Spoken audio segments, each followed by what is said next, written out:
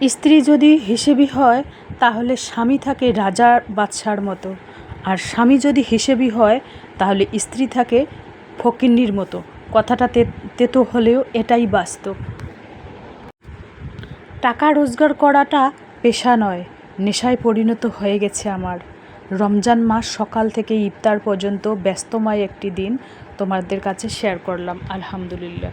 তো নতুন দিনে নতুন আরেকটি ভ্লগ ভিডিও নিয়ে হাজির আমি আপনাদের মাঝে। সাভানা, ভারতের ছোট্ট একটা গ্রাম শীতলকুচি জেলা থেকে বলছি। তো welcome back to my channel. আসসালামু আলাইকুম। তোমরা সবাই কেমন আছো? আমি আশা করি তোমরা সকলেই ভালো আছো। আলহামদুলিল্লাহ আমিও ভালো আছি, আর আমার পরিবার পরিজনদের নিয়ে আলহামদুলিল্লাহ আমি ভালোই আছি। আর আমার প্রাণপ্রিয় কলিজা আপু ভাইয়েরা তোমরা সবাই কেমন আছো? আমি আশা করি তোমরা সকলেই ভালো আছো। তো বরাবরের মতো না, ব্লগটা আমি সকাল থেকেই শুরু করে দিলাম। তো চলো ব্লগটা দেখতেই থাকো, আশা করি খুবই ভালোই লাগবে। টাকা রোজগার করাটা পেশা নয়, নেশায় পরিণত হয়ে গেছে আমার। রমজান মাস সকাল থেকে ইফতার পর্যন্ত ব্যস্তময় একটি দিন তোমাদের কাছে আমি শেয়ার করব, রমাদান ব্লগ। তো আমি চাই সবার রমজান ভালো কাটুক, এটাই আমি চাই। আর মশা এই গরমের সময় একে তো গরম, আবার মশার উপদ্রব এত বেড়েছে কি বলবো আর। মানে ভিডিও এডিট করার সময় মানে দু হাতে খালি মশা, মানে মশারি না ফেলা পর্যন্ত আমার শান্তি নেই, এরকম একটা অবস্থা। তো এটা হচ্ছে রমজান মাস, এটা হচ্ছে ক্ষমা করে দেওয়ার মাস বা ক্ষমা চাওয়ার মাস। যে যত বেশি গুনাহ করেছে সে তত বেশি আল্লাহর কাছে ক্ষমা চাইবে। আলহামদুলিল্লাহ আল্লাহ তাকে ক্ষমা করে দেবে। দেখুন এখানে আমি কয়েকটা কাপড় গুছিয়ে নিলাম, আর টিনের ঘরটা কিভাবে আমি গুছিয়ে নেই সেই ব্লগটাই আমি তোমাদের কাছে শেয়ার করব। তো যাই হোক, মানে আমার ব্লগ কিন্তু প্রত্যেক দিন বিকাল 4টায় আসে। কোনো না কোনো ব্লগ তো তোমাদের কাছে শেয়ার করতেই হবে, তাই না? যতবারই সংসারের কাজের চাপ থাক, যতই কিছু থাক না কোনো, ফ্যামিলিকে তো টাইম দিতে হবে। তোমরা তো আমার ফ্যামিলি মেম্বার, তাই না? তোমরা কী ভাবো আমি সেটা জানি না, কিন্তু আমি তোমাদের ফ্যামিলি মেম্বার ভাবি। সেই জন্য আমি সমস্ত কিছু কথা তোমাদের কাছে শেয়ার করি।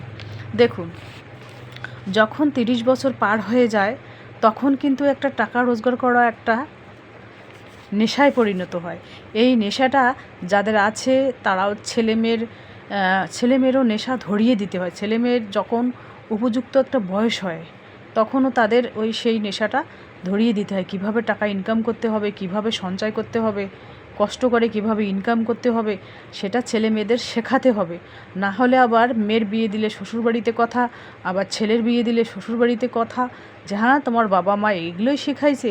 বেশিরভাগ ক্ষেত্রে কিন্তু মায়ের কথাই বলে, বাবার কথা কিন্তু খুবই কমই বলে।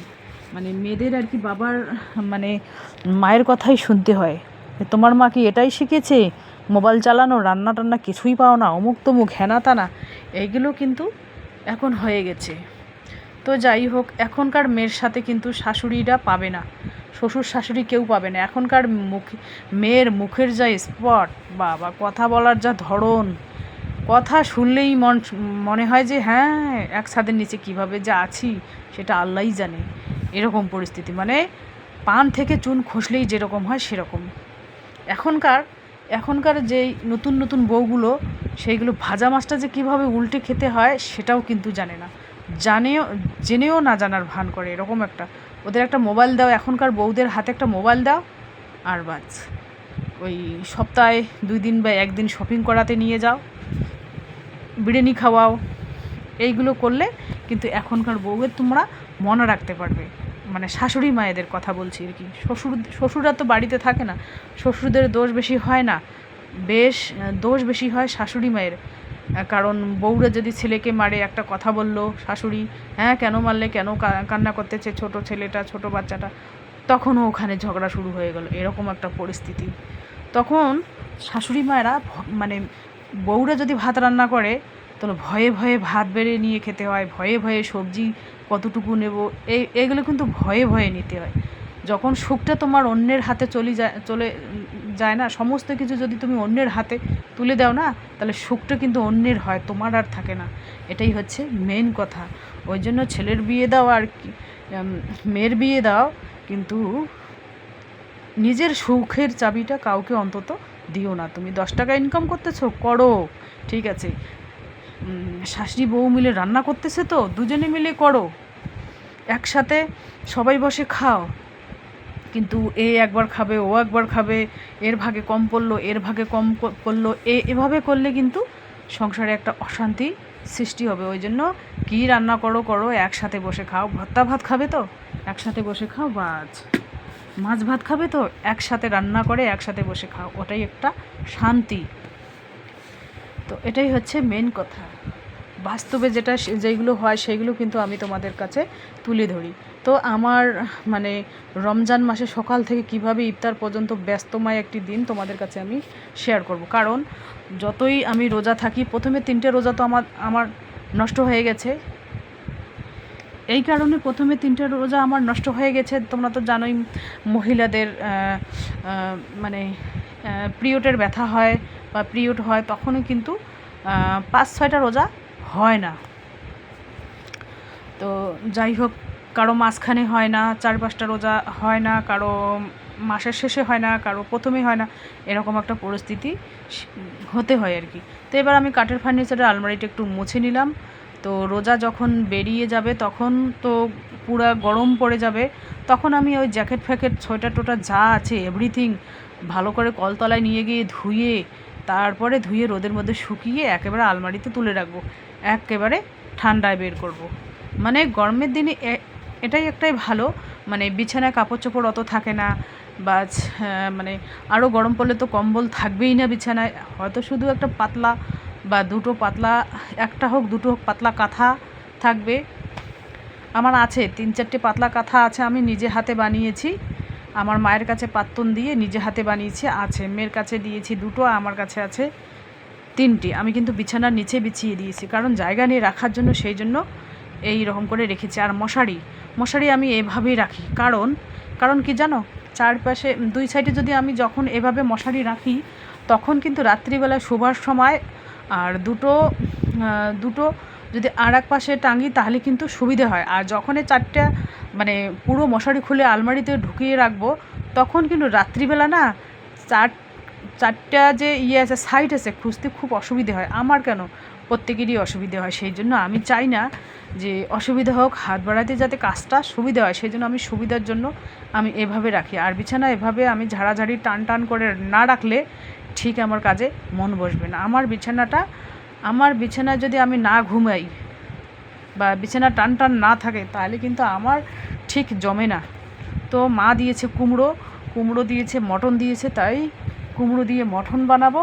আর দেখা যাক কী বানাই, যতটুকুই রান্নাকর্ম যেটাই রান্না করি না কেন তোমাদের কাছে শেয়ার করব। আর মা কিন্তু প্রত্যেক দিনই আমাকে শাক দেয়, যে কোনো না যে কোনো। আমি আমার মাকে বলেছি আমাকে ওই তোমার যে গ্রামের শাক সবজি আবাদ সুবাদ করো, ওইগুলো আমাকে দিবে। এই যে কাঁচা কুমড়োটা দেখতে পাচ্ছেন, সবুজ কালারের অনেক বড় একটা, সেই কাঁচা কুমড়োটা আমার মা দিয়েছে। লাউ শাক, কুমড়ো শাক, ভ্যারাইটিস ধরনের শাক, বেগুন, আলু, ওরা কিন্তু আমার মা আব্বাও আবাদ সুবাদ করে, আমার বড় ভাইও আবাদ সুবাদ করে, আমার বড় ভাই কৃষি করে।